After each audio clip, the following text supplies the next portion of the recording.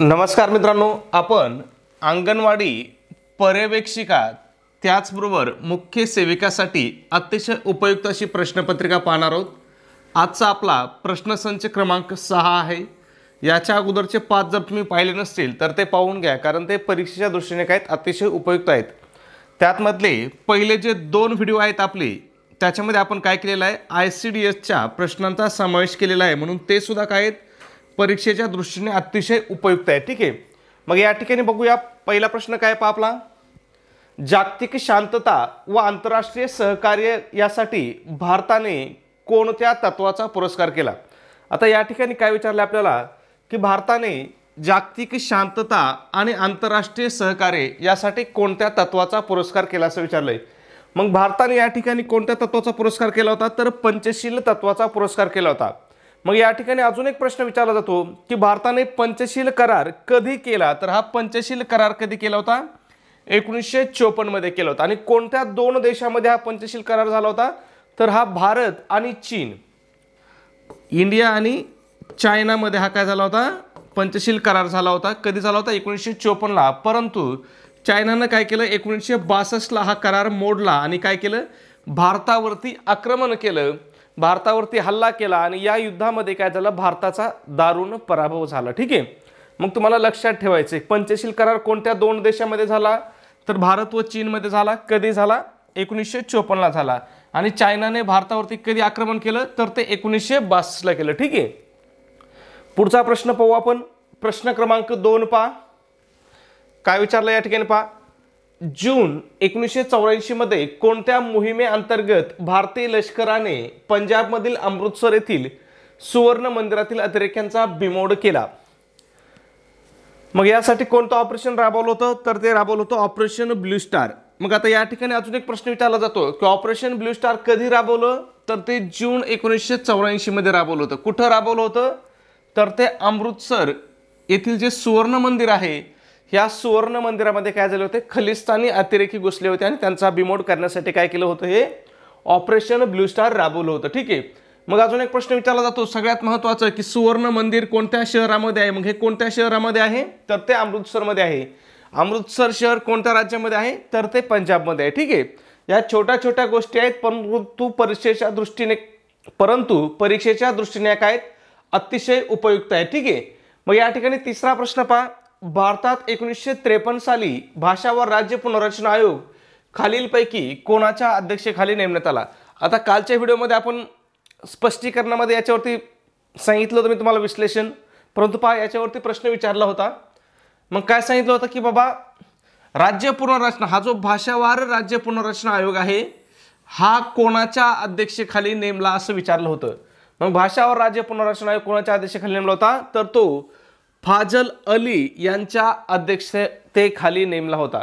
आता हा प्रश्न असा विचारला जाऊ शकतो अजून की भाषावार राज्य पुनर्रचना आयोगाची स्थापना कधी करण्यात आली, तर ही कधी करण्यात आली होती पहा, 1953 साली करण्यात आली होती। त्याच्यानंतर याचे अध्यक्ष कोण होते, फाजल अली होते, परंतु याला याच नावाने पण ओळखलं जातं, याला फाजल अली आयोग असं सुद्धा म्हणतात। काल मी तुम्हाला हेच सांगितलं होतं की फाजल अली आयोगाची स्थापना कधी करण्यात आली, 1953 मध्ये। म्हणजे याला 2 नावं आहेत, एक तर काय भाषावार राज्य पुनर्रचना आयोग किंवा दुसरा काय फाजल अली आयोग, आणि अजून एक नाव आहे ते म्हणजे पाक आयोग, PAK म्हणतात याला, PAK पाक आयोग।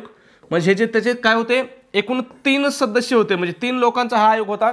एक फाजल अली अध्यक्ष होते आणि हृदयनाथ कुंद्रू सदस्य आणि KM पन्नीकर हे 2 काय होते, सदस्य होते। लक्षात ठेवा, मग या सदस्यावरती सुद्धा प्रश्न परीक्षेमध्ये विचारलेला आहे। ठीक आहे, त्याच्यानंतर भाषावार राज्य पुनर्रचनेसाठी पहा एकूण याच्या आधी एक महत्त्वाच्या 2 समित्या आणि हा आयोग 3, म्हणजे या तिन्ही तुम्हाला पाठ करायच्या आहेत। ह्या कशासाठी कशावर आधारित आहेत, तर भाषावार राज्य पुनर्रचनेवरती आधारित आहेत।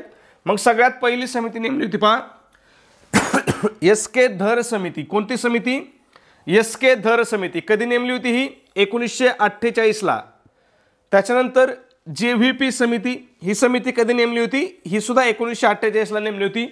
दोन्ही समित्या काय आहेत, अतिशय महत्त्वपूर्ण आहेत, याच्यावरती भरपूर वेळेस काय परीक्षेत प्रश्न विचारलेले आहेत। ठीक आहे, पुढच्या प्रश्नाकडे जाऊ, 4 नंबर, तापमान मोजण्यासाठी खालीलपैकी कशाचा वापर करतात। कॉमन प्रश्न होता, सगळ्यांना माहिती तापमान मोजण्यासाठी काय वापरतात, तर थर्मामीटर वापरतात। ठीक आहे, आता या ठिकाणी बऱ्याच वेळेस प्रश्न विचारला जातो की वातावरणातील हवेचा दाब मोजण्यासाठी कशाचा वापर केला जातो. मग कशाचा वापर केला जातो, त्याच्यासाठी बॅरोमीटरचा वापर केला जातो.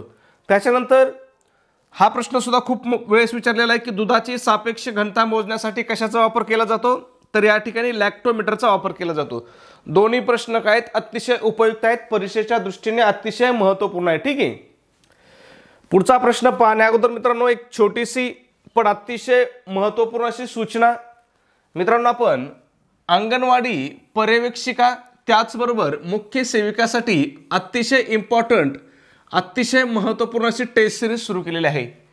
आपल्या टेस्ट सिरीजचं वैशिष्ट्य की ही काय असणार आहे, TCS पॅटर्नवर आधारित असणार आहे आणि याच्यामध्ये तुमचा काय केलेला असणार आहे, संपूर्ण अभ्यासक्रम कव्हर केलेला असणार आहे.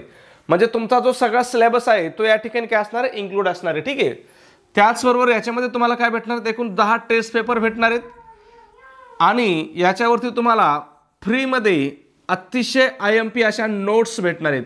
मग याच्यामध्ये सगळ्या विषयाच्या नोट्स असतील, मराठी असेल, इंग्रजी असेल, गणित, बुद्धिमत्ता असेल, इतिहास, भूगोल, पॉलिटी आणि सगळ्यात महत्त्वाचं ICDSच्या सुद्धा डिटेल्समध्ये नोट्स तुम्हाला या ठिकाणी प्रोव्हाइड केल्या जातील. ठीक आहे. मग या सगळ्यांची किंमत किती मित्रांनो, तर फक्त 200 रुपये किंमत आहे. परंतु विद्यार्थ्याच्या मागणीस्तव हे आपण किती रुपयाला देतोय तुम्हाला, फक्त आणि फक्त 149 रुपयाला आपली ऑफर चालू आहे. म्हणजे जर आज तुम्ही ही टेस्ट सिरीज घेतली तर ही ऑफरनुसार तुम्हाला काय होणार आहे, फक्त आणि फक्त 149 रुपयाला तुम्हाला ही टेस्ट सिरीज भेटणार आहे.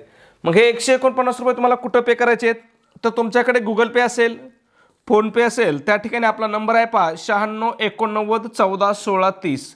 96 89 14 16 30 हा आपला नंबर आहे. याच्यावरती फोनपे किंवा गुगल पे करा आणि त्याचा स्क्रीनशॉट काढायचा आणि तो स्क्रीनशॉट काय करायचा आहे, मला व्हॉट्सॲपला शेअर करा. व्हॉट्सॲपला नंबर कोणता आहे आपला, तर हाच नंबर आपला व्हॉट्सॲपला पण आहे 96 89 14 16 30. ठीक आहे. पुढच्या प्रश्नाकडे जाऊ. 10 अश्वशक्ती बरोबर डॅश डॅश बॅट. आता इथं काय विचारलं आपल्याला, 10 अश्वशक्ती बरोबर किती बॅट असं विचारलंय. मग याच्यासाठी तुम्हाला काय माहिती पाहिजे बाबा, एक अश्वशक्ती. आता ह्या अश्वशक्तीला काय म्हणतात, HP म्हणतात, म्हणजेच काय, हॉर्स पॉवर. मग एक HP बरोबर किती वॅट असतंय, तर 746 वॅट असते. मग आपल्याला किती विचारलंय, 10 विचारलंय. मग काय होईल आपलं, 746 गुणिले 10, मग बरोबर काय होईल 7460. पहा बरं 7460 कुठे, पहा या ठिकाणी पहिलंच ऑप्शन दिलं होतं आपल्याला, 10 अश्वशक्ती किंवा 10 हॉर्स पॉवर म्हणजेच काय 7400 वॅट. मग तुम्हाला हे लक्षात ठेवायचे काय, एक अश्वशक्ती म्हणजे एक हॉर्स पॉवर म्हणजे किती वॅट, ते किती वॅट 746 वॅट. त्याचबरोबर अजून एक प्रश्न विचारला जातो, शक्तीचं SI एकक काय आहे. मग शक्तीचं SI एकक काय मित्रांनो, तर ते वॅट आहे. लक्षात ठेवा, वारंवार हे प्रश्न काय होतात परीक्षेमध्ये रिपीट होत आहेत. ठीक आहे. पुढचा प्रश्न पाहू आपण 6 नंबर. खालीलपैकी कोणते जीवनसत्व रक्त गोठविण्याकरता आवश्यक आहे. आता या ठिकाणी बघा, तुम्हाला ICDS अंतर्गत पोषण हा एक घटक आहे. मग पोषणवरती तुम्हाला जीवनसत्वावरती बरेच प्रश्न विचारले जाणार आहे. ठीक आहे. म्हणून तुम्हाला हे जीवनसत्वावरचे प्रश्न सोपे जरी असले तरी ते तुम्हाला लक्षात ठेवायचं. ठीक आहे. मग काय विचारलंय, रक्त गोठवण्यासाठी बाबा कोणतं जीवनसत्व आवश्यक आहे असं विचारलंय. मग कोणतं जीवनसत्व आवश्यक आहे, तर व्हिटॅमिन K हे काय रक्त गोठवण्यासाठी आवश्यक आहे. मग याचं रासायनिक नाव काय आहे हा प्रश्न सुद्धा विचारू शकतात. काय आहे, फायलोक्विनोन हे काय याचं रासायनिक नाव आहे. याचं मुख्य कार्य काय आहे, तर रक्त गोठवण्याच्या प्रक्रियेस मदत करणे. आणि याचा जर अभाव झाला, आता अभाव म्हणजे काय, याची जर आपल्या शरीरामध्ये कमतरता झाली तर काय होतो, रक्त गोठण्यास काय होतो, विलंब होतो. लक्षात ठेवा.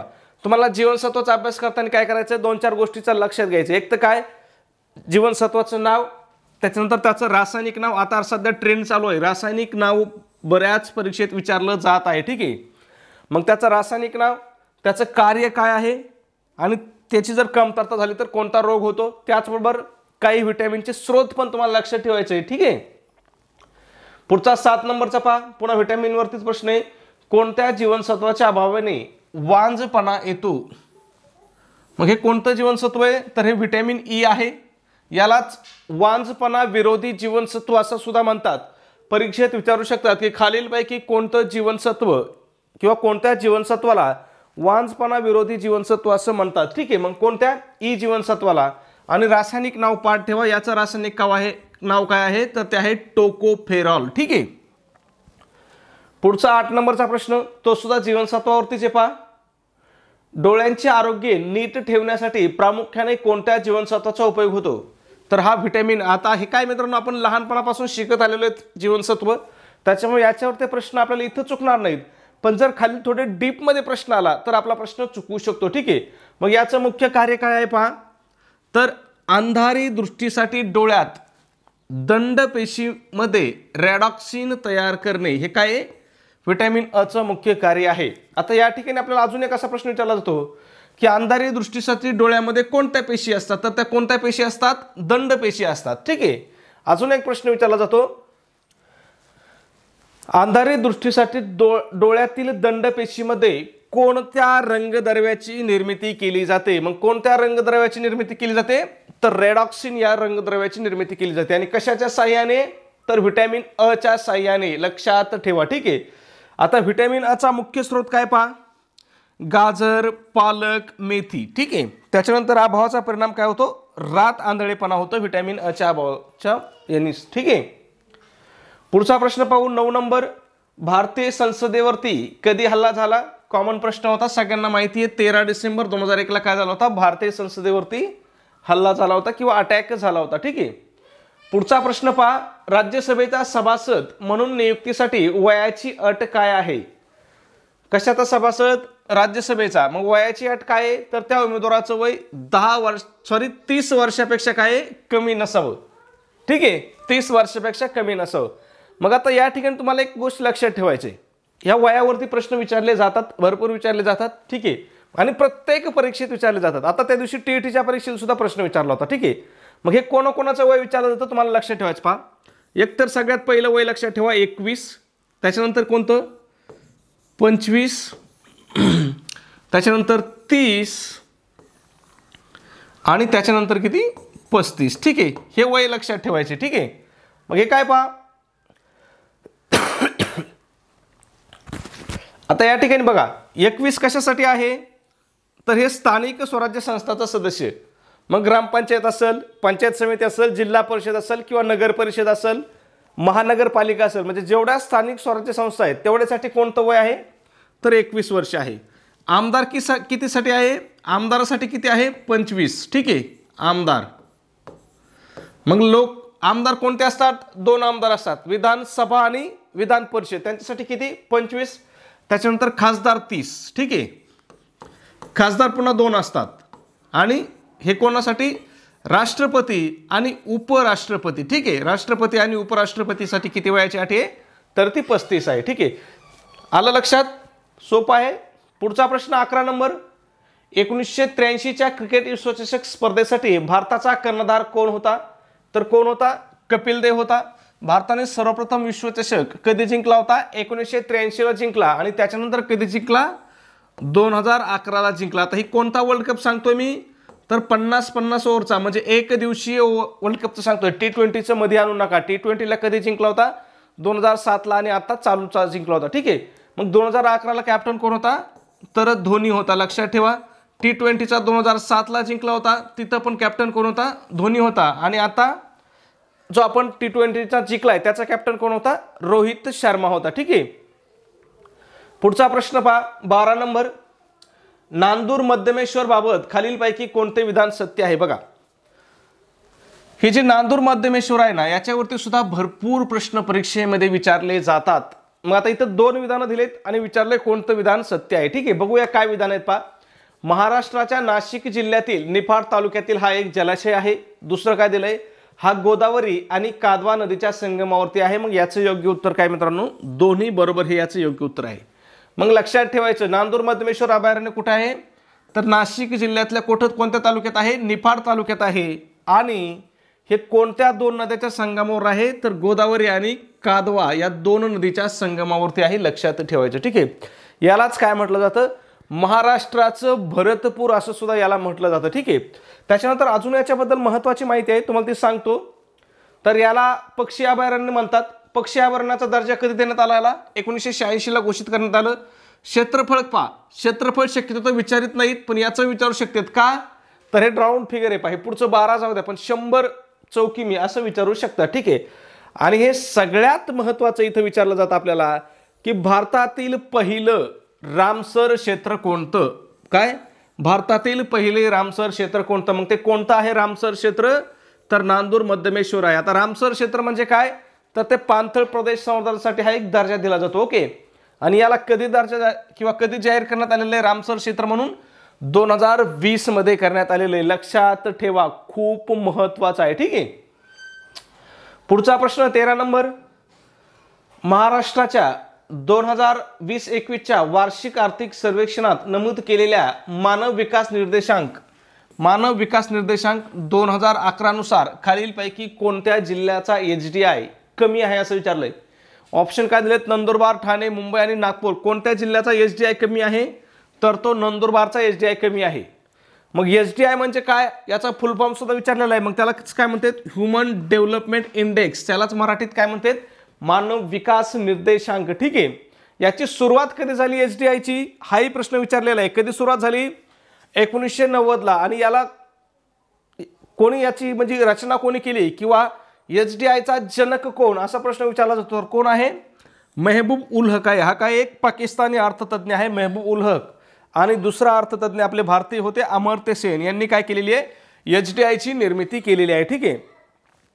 आता हा HDI काय असतो, 0 ते 1 दरम्यान असतो. पहा याचं मूल्य काय असतं, 0 ते 1 दरम्यान असतो. 0 म्हणजे काय, अजिबात मानव विकास झालेला नाही. आणि 1 म्हणजे काय, मानव विकास झालेला आहे. लक्षात ठेवा, ठीक आहे. बऱ्याच वेळेस कन्सेप्ट वरती सुद्धा प्रश्न विचारले जात आहेत. पॉलिटेक्स सोसायटीची स्थापना कोणत्या वर्षी झाली, पहा. आता हा प्रश्न पुस्तकात तुम्हाला सापडत नाही, PYQ मध्ये सापडतो. पॉलिटेक्स सोसायटीची स्थापना कधी झाली, 1881 ला झाली होती, ठीक आहे. आणि याचा संस्थापक कोण होता, तर थॉमस विनियम रिस डेव्हिड्स हा काय होता, याचा संस्थापक होता, ठीक आहे. आणि याचा उद्देश काय होता, पहा, तर पाली भाषेतील ग्रंथांच्या अभ्यासाला उत्तेजन देण्यासाठी ही सोसायटी स्थापन झाली होती. कोणती, पॉलिटेक्स सोसायटी. कधी स्थापन झाली, 1881 ला. कोणी स्थापन केली, थॉमस विनियम रिस डेव्हिडसन, ठीक आहे.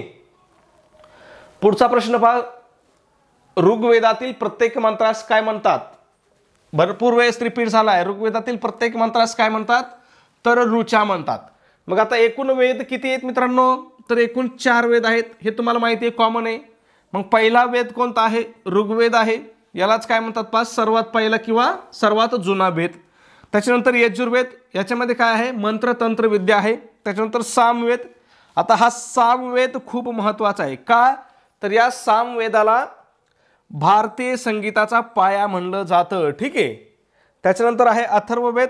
अथर्ववेदाला सुद्धा काय म्हटलं जातं, वैद्यक शास्त्राचा जनक म्हटलं जातं. या दोन्हीवरती वारंवार प्रश्न परीक्षेमध्ये विचारलेले आहेत. लक्षात ठेवा, पाठ करून ठेवा. चला पुढचा प्रश्न 16 नंबर, खालीलपैकी कोणती शहरी स्थानिक स्वराज्य संस्था आहे. सोपा प्रश्न होता. नगर परिषद ही काय आहे, शहरी स्थानिक स्वराज्य संस्था आहे. आणि ग्रामीण स्थानिक स्वराज्य संस्थेमध्ये काय येतं, पहा, जिल्हा परिषद, ग्रामपंचायत आणि पंचायत समिती. या शहरीमध्ये अजून काय येतं, तर महानगरपालिका येते. म्हणजे त्याला आपण काय म्हणतो मराठीमध्ये, मनपा, शॉर्ट फॉर्म मध्ये म्हणतो की नाही, मनपा, नगर परिषद, नगरपंचायत, ह्या कशामध्ये येतात, शहरी स्थानिक स्वराज्यामध्ये येतात, ठीक आहे. पुढचा प्रश्न 17 नंबर, जगातील सर्वात लांब महामार्ग बोगदा अटल बोगदा जो मनालीला लाहुल स्पिती व्हॅलीशी वर्षभर जोडतो, त्याची लांबी किती आहे. आता या ठिकाणी अटल बोगद्याची लांबी विचारली आपल्याला. मग अटल बोगद्याची लांबी किती आहे, तर ती आहे 9.02 किलोमीटर. लक्षात ठेवा. त्याच्यानंतर अटल बोगद्याचं वैशिष्ट्य काय आहे, तर हा जगातील सर्वात लांब महामार्गावरचा बोगदा आहे, ठीक आहे. त्याला नाव काय दिलंय, अटल बोगदा नाव दिलंय. आणि तो कशाला कशाशी जोडतो, पहा, मनालीला लाहुल स्पिती व्हॅलीशी जोडतो. इथं असं सुद्धा विचारू शकतात की अटल बोगदा खालीलपैकी कोणत्या 2 ठिकाणांना जोडतो. मग लक्षात ठेवा, ठीक आहे. आता हा कुठे आहे अटल बोगदा, कोणत्या रस्त्यावरती आहे किंवा कोणत्या महामार्गावरती आहे, तर NH3 वरती आहे. कोणत्या राज्यामध्ये आहे, हिमाचल प्रदेशामध्ये आहे. आणि याला नाव कोणाचं दिलंय, तर माजी पंतप्रधान अटल बिहारी वाजपेयी यांना दिलंय. लेह ते मनालीच्या दरम्यान आहे. लक्षात ठेवा, ठीक आहे. आणि कामाचा शुभारंभ कधी झाला होता, तारीख नका ठेवू, पण साल लक्षात ठेवा, 2010 ला काम सुरू झालं होतं. लांबी किती आहे, 9.02 किमी. आणि रुंदी किती आहे, 10 मीटर आहे, ठीक आहे. पुढचा प्रश्न 18 नंबर, दख्खनच्या पठारावर प्रामुख्याने आढळणारी मृदा कोणती? सगळ्यांना माहिती आहे दख्खनच्या पठारावरती कोणती मृदा आढळते? रेगूर मृदा आढळते. तिलाच आपण काय म्हणतो? कापसाची काळी मृदा म्हणतो. लक्षात ठेवा, हा प्रश्न भरपूर वेळेस विचारलेला आहे. ठीक आहे. आणि हिचा आढळ कुठे पहा तर पश्चिम महाराष्ट्रच्या पूर्व भागात, पश्चिम महाराष्ट्राच्या पूर्व भागात आणि मराठवाड्यामध्ये काय होती? ही काळी मृदा आढळते. जांभे मृदा कुठे आढळते तर ती रत्नागिरी आणि सिंधुदुर्ग म्हणजे दक्षिण कोकणामध्ये कोणती मृदा आढळते? जांभी. आणि पिवळसर मृदा पूर्व विदर्भामध्ये म्हणजे भंडारा, गोंदिया, चंद्रपूर आणि गडचिरोली या जिल्ह्यामध्ये काय होते? पिवळसर मृदा आढळते. ठीक आहे. पुढचा प्रश्न 19 नंबर, शाळा या पुस्तकाचे लेखक कोण आहे? भरपूर वेळेस प्रश्न रिपीट झालेला आहे. शाळा पुस्तकाचं लेखक कोण आहे? मिलिंद बोकील आहे. ठीक आहे. त्याच्यानंतर काही या ठिकाणी काय केलंय? महत्वाची मराठी पुस्तकं आणि त्यांचे लेखक दिलेत. मृत्युंजय कोणाचा आहे पहा? शिवाजी सावंत. छावा पण शिवाजी सावंत. श्रीमान योगी रणजित देसाई. पानिपत विश्वास पाटील. स्वामी रणजित देसाई. युगांतर शिवाजी सावंत. खूप महत्वाचे तर मित्रांनो, याच्यावरती परीक्षेत भरपूर वेळेस प्रश्न विचारलेले आहेत. मी तर म्हणतो हे पाठ करून ठेवा. ठीक आहे. ययाती कुणाचे आहे? वि स खांडेकर. त्यांचंच पूर्ण नाव काय? विष्णू सखाराम खांडेकर. कोसला भालचंद्र नेमाडे. ज्ञानपीठ पुरस्कार मिळालेला आहे त्यांना. व्यक्ती आणि वल्ली पु ल देशपांडे. ठीक आहे. पुढचा आणि आपला शेवटचा प्रश्न आहे पहा, महाराष्ट्रातील खालीलपैकी कोणती नदी जवळपास उत्तरेकडून दक्षिणेकडे वाहते? आपला कालचा जो व्हिडिओ होता ना, त्या कालच्या व्हिडिओमधला हा पहिला प्रश्न आहे. म्हणून तुम्ही कालचा व्हिडिओ पाहिला असेल, तुम्हाला उत्तर माहीत असेल. म्हणून उत्तर काय करा? कमेंटमध्ये सांगा. त्याचबरोबर चॅनलला सबस्क्राईब केलं नसेल तर सबस्क्राईब करा. आणि व्हिडिओ आवडला असेल मित्रांनो तर प्लीज व्हिडिओला एक लाईक करा आणि व्हिडिओ कसा वाटतोय सुद्धा कमेंटमध्ये सांगा. ओके, धन्यवाद मित्रांनो.